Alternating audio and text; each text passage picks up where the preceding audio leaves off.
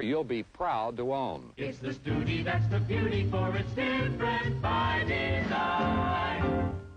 You know, like, I've always wanted to create a YouTube channel, and I didn't like really know what kind of content I wanted to do until I started discovering that there's like maybe a lack of like first I discovered that there's a lack of Studebaker content out on the internet.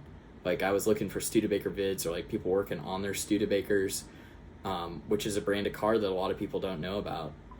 I think that Studebakers are really interesting. The company's interesting. They've been around since forever. They were the first vehicle manufacturer in the United States. They developed the products. They built some of the fastest car. They built the fastest North American production car with the Avanti, and they had a lot of like just really great stuff that they did.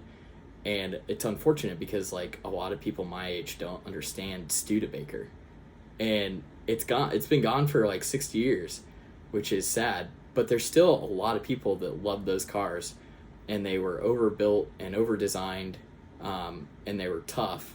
I mean, like, they had a full frame underneath them, and yes, they did rust a little bit, but the cars themselves like have survived. And you look at cars nowadays, and I've worked for an automotive company, and a lot of what they're doing is like trying to cut cost. So they're like using economies of scale, and then like where they can, they basically like using like different suppliers and different techniques. They'll look at like individual components to try and cut costs, which is okay in some instances, but after a while you start to get like a cheapened product that doesn't stand up to the test of time as well. So like when you compare that to what Studebaker was building, they were like there at the forefront of the advancement of like industrial technology.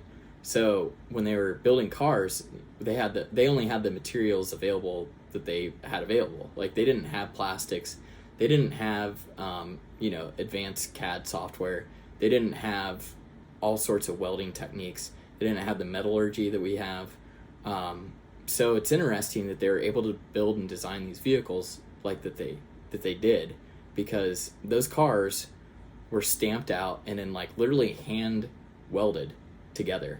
Then the bodies were put on full frames, and engines were cast out of raw iron at those foundries. Like, no one really in the automotive industry right now is building engines in the same area, like the same town or the same city or even the same state as where they're assembling cars.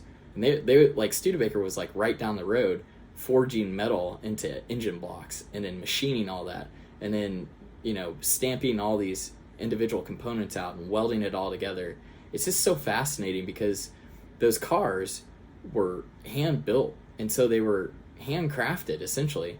And so there's like little variances between each car, not huge variances, but like there are variances. Like, they just didn't have as many tighter tolerances as they do now. And so what you end up having is these cars that are hand built, and they were always well designed. Honestly, they were overbuilt because no one had started cutting costs yet. No one had come in and said, okay, we can save a nickel here or save a dime here. It was like, okay, we're going to build a car, and we're going to build it right. And there wasn't such a thing as like cutting a whole lot of corners. And when Studebaker did need to, cut corners, or not cut corners, but be resourceful, I should say. When Studebaker needed to be resourceful, what they did is they reused things that they already had in production, or they improved minimally improved what they already had in production, and didn't like try to reinvent the wheel. Instead, they put their money where it mattered, which was performance, styling, and just overall appeal. And so these cars were beloved by a lot of individuals because they were hand built, and so they were kind of like built with love. Like, and a lot of love was like shown in their products. If you go into a factory these days, like, you don't see a lot of love. Like, it's a lot of robots, it's a lot of production, it's a lot of process, it's a lot of just dirty, grimy, like, just get it out the door, like, assemble it and hope it's built with quality.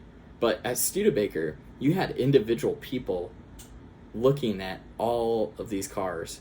They were inspected by individual people. They were built by individual people. I mean, the interiors were sewn together by individual people. and it was all done in nearby. And so there's something lost there that we don't have today with our current production of manufacturing.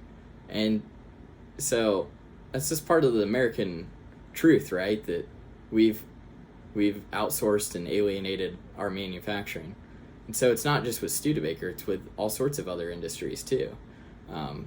Like anything from appliances to tools to tractors to like anything that we were building before, we've seen to either outsource or, production is not what it used to be.